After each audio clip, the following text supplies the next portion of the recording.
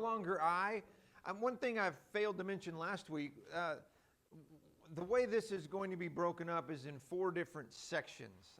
This first section, our focus is the cross. It's the cross of Christ. Next section is the mind of Christ. And then there's, I don't remember what the next 2 are, but four different sections. Our focus for these first 2 lessons, as you probably noticed last week and will be again today, is the cross and how the cross is central to who we are, how the cross is central to all of this whole idea of really giving over self to be a complete, devoted Jesus follower. We looked last week at, as we looked at this, what is Jesus' catchphrase? Does Jesus have a phrase that really stands out? And we talked about in all 4 Gospels, there's that, if anyone wants to come after me, let him deny himself, take up his cross, and follow me. And that repeats in 7 different times in maybe some different ways, but definitely 4 times, and then 3 more with some different nuances through the Gospels. But Luke adds this word daily, and it's a reminder that this is not something you just go, okay, this is it, I decided back in 1989, that's it, I'm done. No, it's a daily process. And then as we were closing out last week, I asked you about, have you ever been stuck at a stoplight or, maybe sitting at your desk at work or whatever, and, catch yourself singing along with the song and, really getting into it, not really caring if anybody sees, not caring if anybody, because you don't care, because you're into that song, you're into that moment. But then when somebody sees you, you get embarrassed.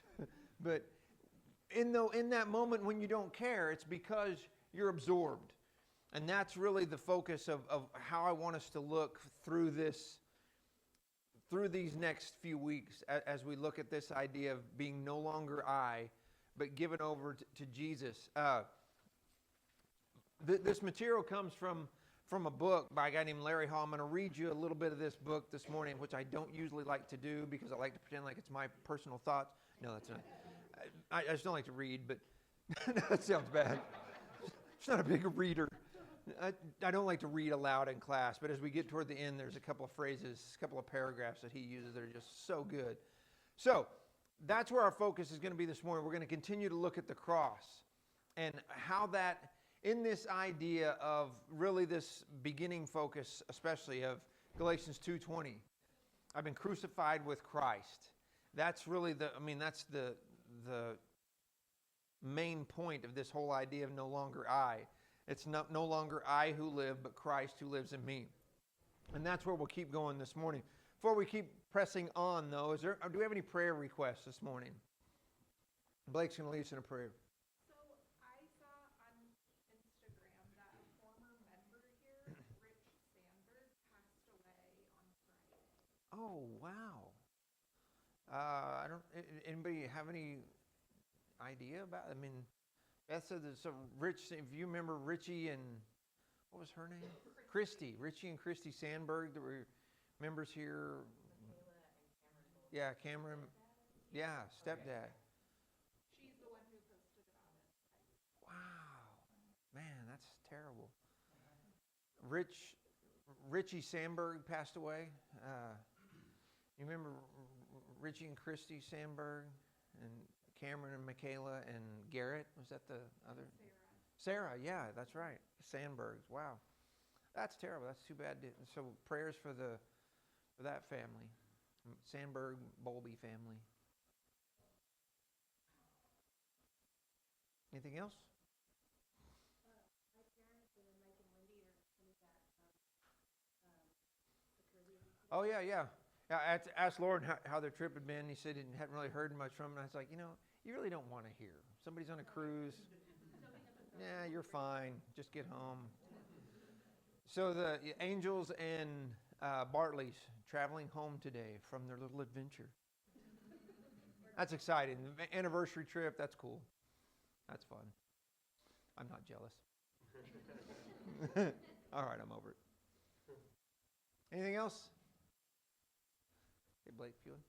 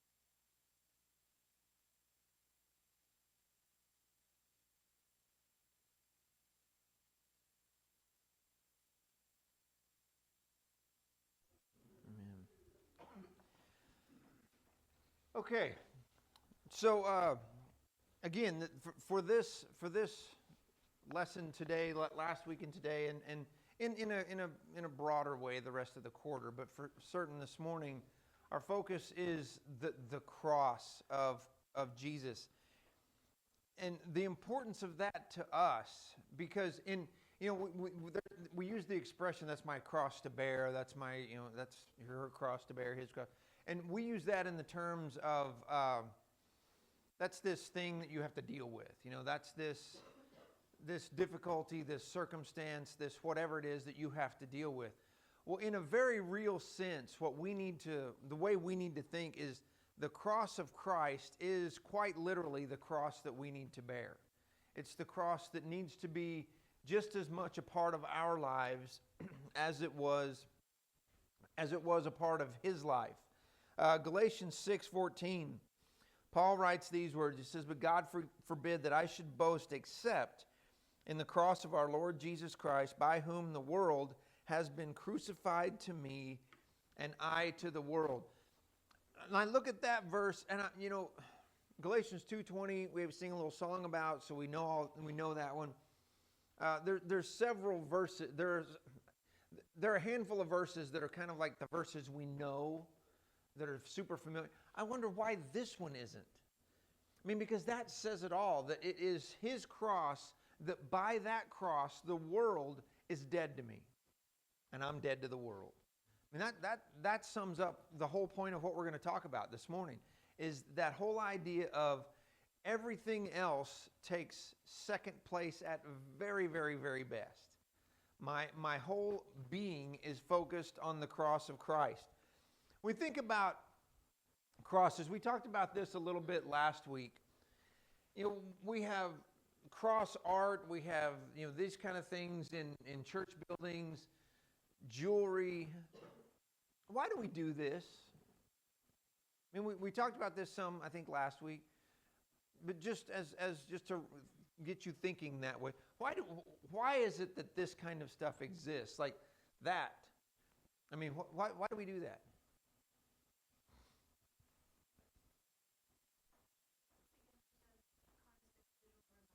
A constant visual reminder.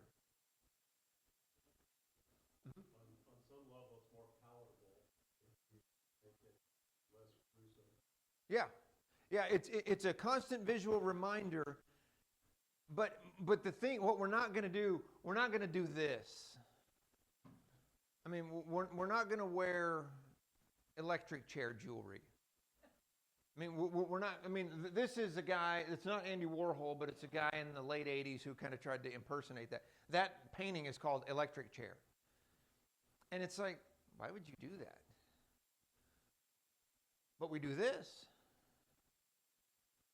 So I mean, it's one of those things. It's like when we really think about what the cross is, this is what it was. This was Jesus' mode of execution. And sometimes when it comes to the cross, it's hard for us to digest the reality of what it is, right? I mean, when we think about the realness of it, I mean, nobody's going to wear a necklace with a little rough wood, little bloodied cross. I mean, that's not going to go over well. That isn't what we do. But when we think about this, and when we think about the art of the cross, or the, and again, I get it, people do this, but I wonder sometimes if we're overexposed to the art of the cross, and that prettiness of it sometimes, yes, it's a reminder, and it's at its core, it should just be a reminder, but I think sometimes it becomes, we risk it becoming too familiar. And we also kind of see it becomes a gaudy kind of thing. And I don't mean G-O-D gaudy, I mean G-A-W-D-Y gaudy thing. I mean, you see the hip-hop artist or the athlete or the TV that has the gargantuan cross, and they're using foul language. And it's like, what is that thing on your chest for? I mean, or what does that mean to you? and it becomes jewelry. It becomes an ornament to us. And that's what, as we look forward to look through this today, that's what we have to not let it become. And again, don't hear me saying you can't wear cross jewelry. That's not my point. We need to remember what it is. We need to remember that this thing, as described in Scripture, was the scandal. I mean, that's the word we'll look at in a minute. What Jesus says, though, about it, and this is the other thing, is that when we think of this idea of the exposure of the cross, John 12:32, Jesus says, and if I am lifted up, I'll do what? Draw all men. What does that mean?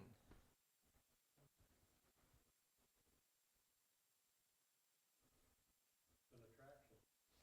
Isn't that weird? If I'm hung on a horrible cross and die and bleed and am tortured, I'll draw all people to me.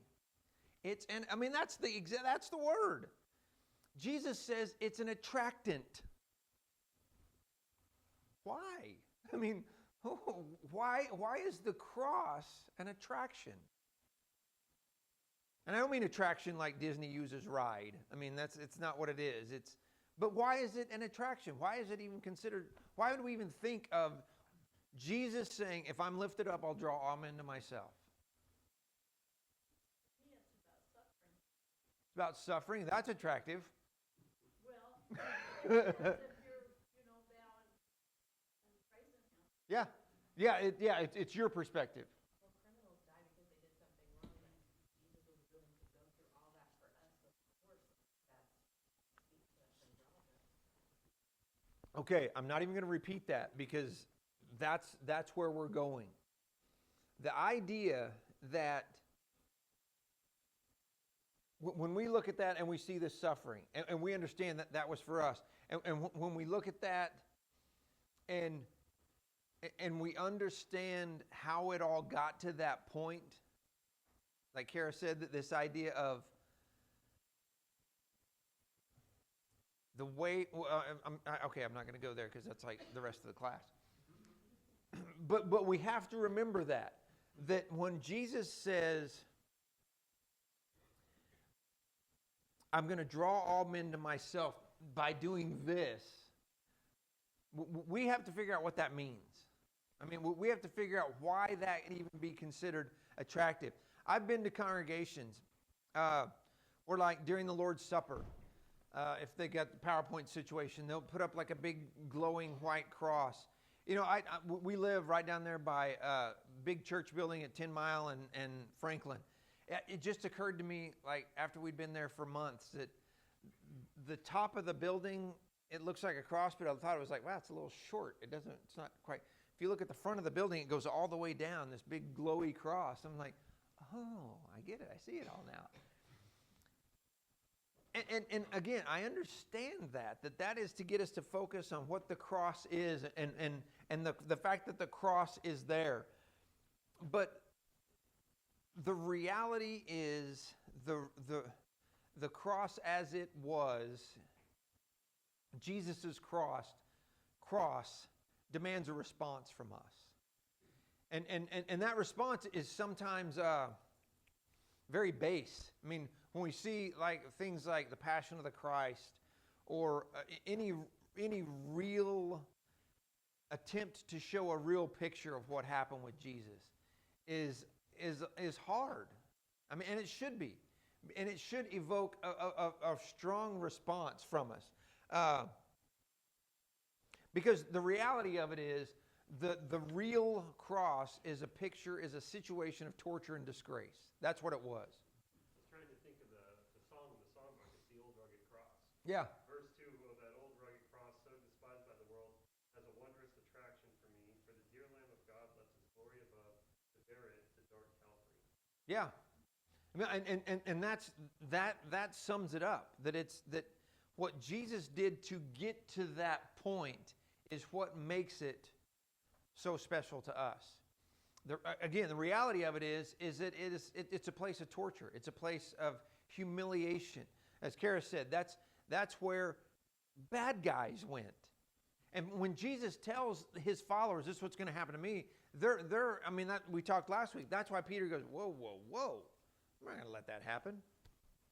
See this contrast of Jesus was and going through this terrible thing Jesus didn't deserve, contrasted with who I am and how bad I am, and like this is something that I deserve, not him. Yeah. Right? And to me, like that's I think part of the attraction. Where people are like, well, that's not right. Yeah. Right? And so why would he do that? Yeah. It is, I think, what people are trying to understand. Yeah, and that's the essence of Paul's I'm crucified with Christ. That I'm dead to everything else because I live through him. He lives through me, in fact. Look over to 1 Corinthians chapter 1. We're going to park here for just a minute. 1 Corinthians chapter 1, verse 17 and 18. If somebody will read those in just a second out loud for me. When we think of Jesus, and we talked about this a little bit last week, the fact that Jesus, a lot of his followers wanted a king. They wanted royalty. They wanted majesty. They wanted somebody to stomp on Rome and say, get out, we have a king. We have a king like David again. What happens is such a contrast to that. Somebody read verses 17 and 18, please, of 1 Corinthians chapter 1. For Christ did not send me to baptize, but to preach the gospel, not with wisdom of words, lest the cross of Christ should be made of no effect. For the message of the cross is foolishness to those who are perishing, but to us who are being saved it is the power of God. Okay, so Paul says, listen, my point was just to preach this message about who Jesus is. And he even says that the message of this is ridiculous. To whom? To the world. To people who can't grasp this. To people who won't really see what this really is. Because it's the exact opposite of what you want from a leader.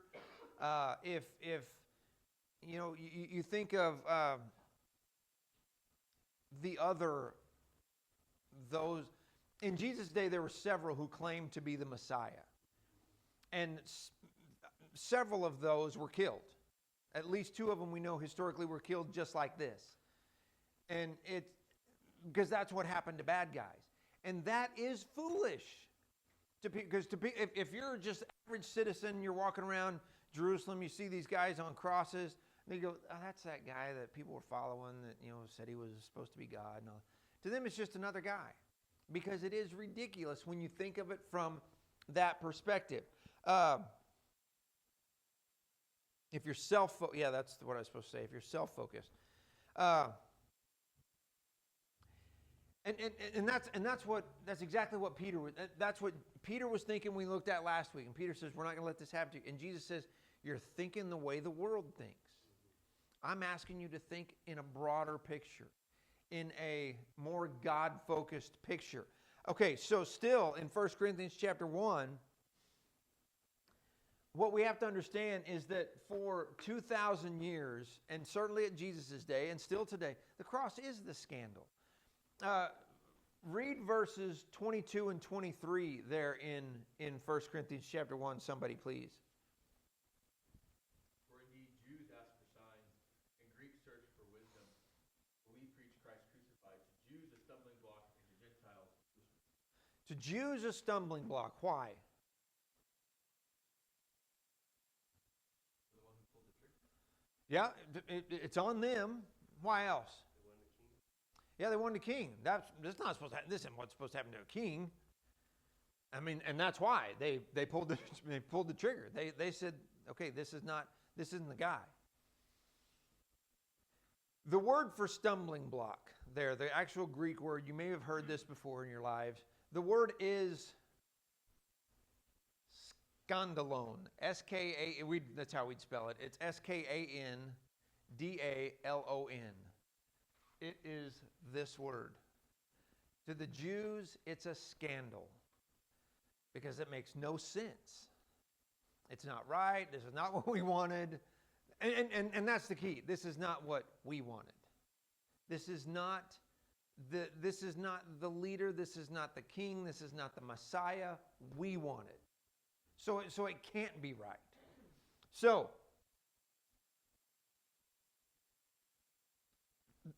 what is our reaction then to this offense? In Jesus' day and in the years following Jesus, there were several early ways to think that we see even dealt with in the New Testament. There were heresies that came about literally within 15, 20, 30 years of the cross that became popular teachings. First, there was this idea of the Docetists. That's what they were called. They denied the literal cross. They denied that this really ever even happened.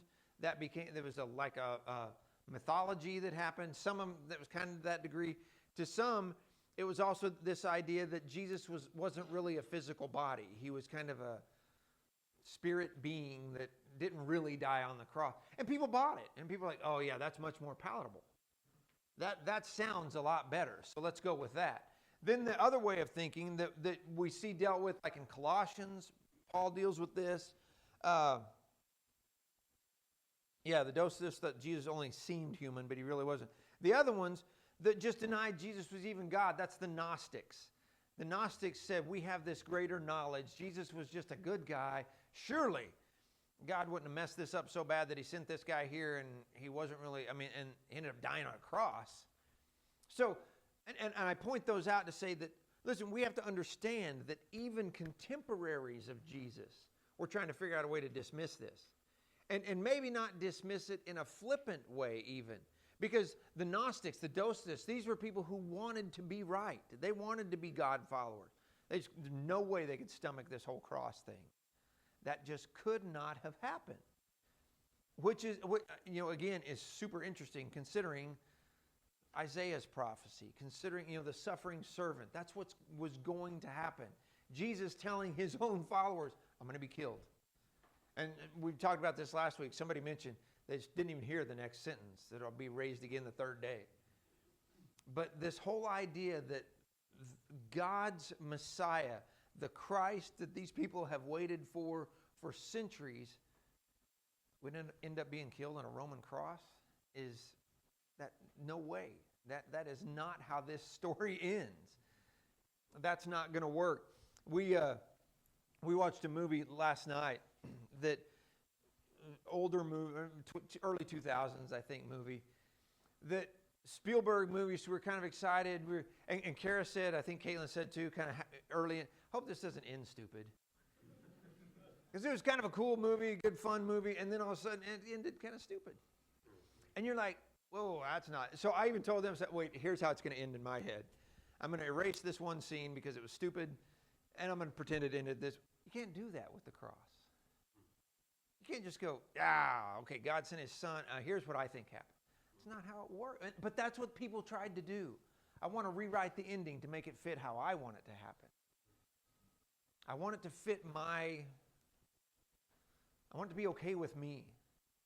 And when we think about, like you said, like Eric said, and like Kara said, that it's bad guys that go to the cross. And when we think of the fact that the reality of it is that God chose to suffer and die, that's hard for us to swallow. That puts it on me, right? Like that's what Eric said, that this whole idea that when I think that Jesus did this and it's because of me and it was for me and it should be where I am, it makes it hard. What's hard, or what's, I guess, the challenge of it is to think that when Jesus was on the cross, he was God, right? He is divine essence of God, yet no less human than his executioners. And when we think of, to me, what one of the hardest verses to pair with the crucifixion is the first 4 verses of John's Gospel. In the beginning was the Word.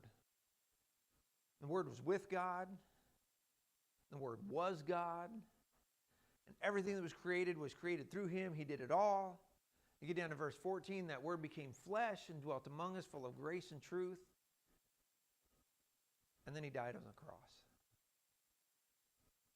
And that is so hard to fathom. But that is the point of Paul saying, I'm dead to everything because of that. It's no longer I that even lives. It's no longer about what I want to be. Because, John 3:16, for God so loved the world that he did what? That he gave. And I'll tell you, here's my perspective of that verse that you don't have to agree with if you don't want to. We say, for God so loved the world, and we usually think of that as God loved the world so much. He so loved the world. And I get it. But I think the verbiage there, based on what the Greek says, it's that God loved the world in this way. God so loved the world. Here's how he loved the world, that he gave his son. He doesn't have to say God loved you a whole bunch. I mean, it's not like you write the note in the 8th grade, I love you so, and with 15 so's, and that really shows how much you love somebody. He said, here, this is how God loved the world. He gave his son. And that is the essence of why we try to be different. That's the essence of why we try to live this way. And when we can understand that, sacrifice, it's supposed to, at least, it's supposed to help us with our own sacrifice. Right? When we look at what Jesus did, what God gave up for us, if we can keep that in our head, and again, you go back to Luke's additional word, that daily. If we can remember that, deny self, take up your cross daily, and remember the enormous sacrifice that was given for us, the sacrifice of not talking that way at work with the people who talk that way, that's not that big of a sacrifice. Going and having a drink after work with the people who go and have a drink, that's not that big a sacrifice. I mean, yeah, they add up. I mean, that lifestyle adds up. But when we think of that idea that God gave us something that we could not attain for ourselves, right? I mean, that's what it comes down to. There's no way that I'm ever going to perfect myself. Matthew 5:21 to be perfect as your Father is perfect. The idea there is keep trying to get there. You're not. But keep trying to get there. Keep trying to be the best you can be. That's what we're called to be. Wayne Jones, who was here for our men's rally, one of the things he said that just keeps bouncing around in my head, which is, I mean, honestly, it's not really something you expect a speaker to say. Because he said, God doesn't call us to be superhero Christians. He calls us to be consistent. And I was like, dude, that takes a huge burden off right there, doesn't it? When we think of the sacrifice that Jesus made for us, I don't have to be perfect. I don't have to be sinless. I don't have to be when I make my mistakes, I don't have to kick myself in the teeth. Because God chose to suffer to take care of that for me. Jesus took care of that. Now, it doesn't mean, that is what I just said, and people start thinking, that is, what is it, Romans 6:1? Should we continue in sin so that grace may abound? No, that's not the point. Don't make grace your tool to go and sin and pull your grace card. Well, that doesn't count. I have grace. And that's not how it works. That doesn't go that way. So, when we think of the power that Jesus had, we think of the desire maybe that a lot of the people had was for a king. I mean, you go back to Jesus' entry into Jerusalem. What was the crowd doing on that day? What's that? Praising him. Doing what? Exalting him. Laying palm fronds on his path as he's riding this donkey. And there's so much symbolism and all that. I'm not going to go into all. But in Jesus' day, very symbolic actions. What are they saying to Jesus? Hosanna, save us. He's our king. All these great things. A week later, pull the plug. That's not what we want at all. But what we have to see is that majesty that they were calling for, Jesus shows it on the cross. And that's the hard thing for us to grasp, is that, it's a hard thing for the world to grasp, everybody to grasp. You think about Revelation 5. Maybe you don't. Revelation 5. Listen, this is how Jesus is described in this incredible vision. You read the first, well, not the first. Read chapters 4, 5, and 6 of Revelation. You get some amazing images of who Jesus is. Yes, it's images, but still, it's amazing. Just one here. Chapter 5, verse 5. Then one of the elders said to me, "Do not weep. Look, the Lion from the tribe of Judah, the root of David, has conquered, so that he is able to open the scroll and its 7 seals." The whole picture there is this, the lion, this ruler, this great king. All these different things you see in Revelation is everybody bowing down before him and all these amazing things. Why is he in that place? Why is he heralded this way in Revelation 5, 4, 5, and 6?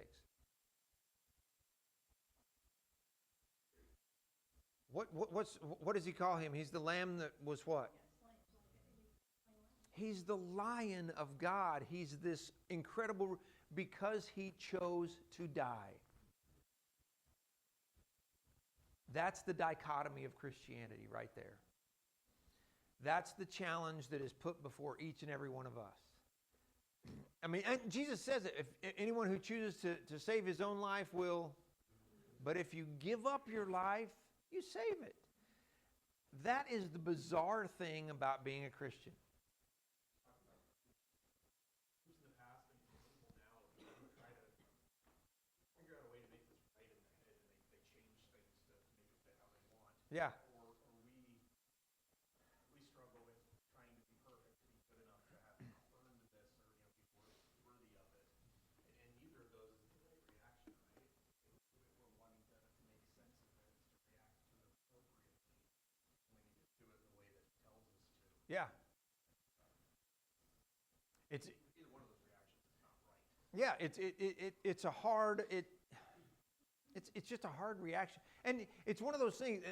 That's the idea that I think Paul goes at so much in Philippians, especially. Have the mind of Christ. Think this way. We tend to gravitate toward feel like this, and this is how Christianity ought to make you feel. You got to think a certain way. You got to think about what Jesus did for you and keep that in your head. This is a line from the guy's book, sort of. It says, "The great Lion of God clenches his jaw, bows his head, and lets his creation kill him." That gives me goosebumps. I wish I'd have wrote that instead. I shouldn't have told you. I could have just said it. You remember Barabbas?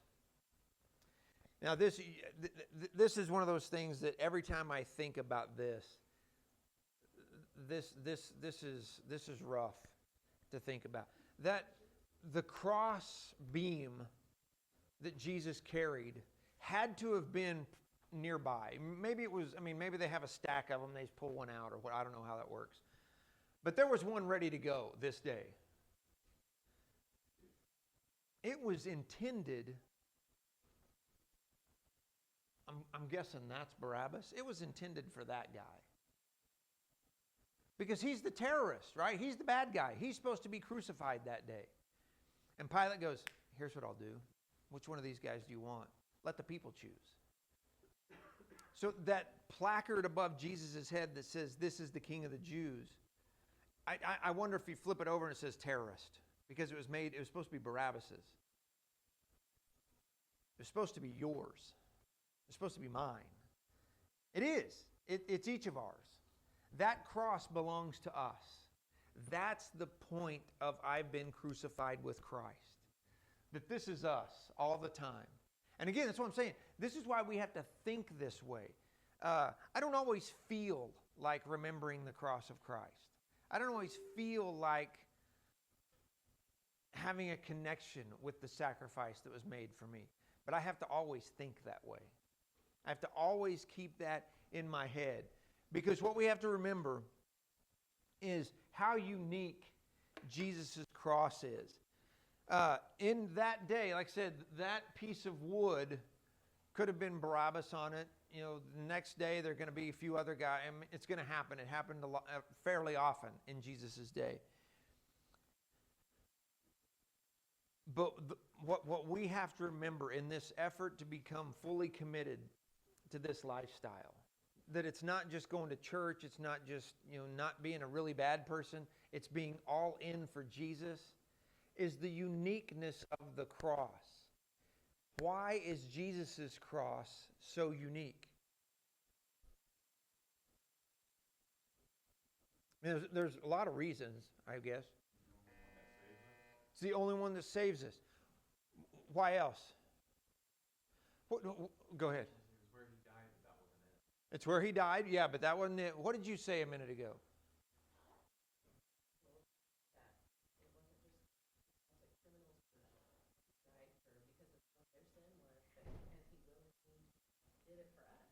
Because he willingly went there in your place.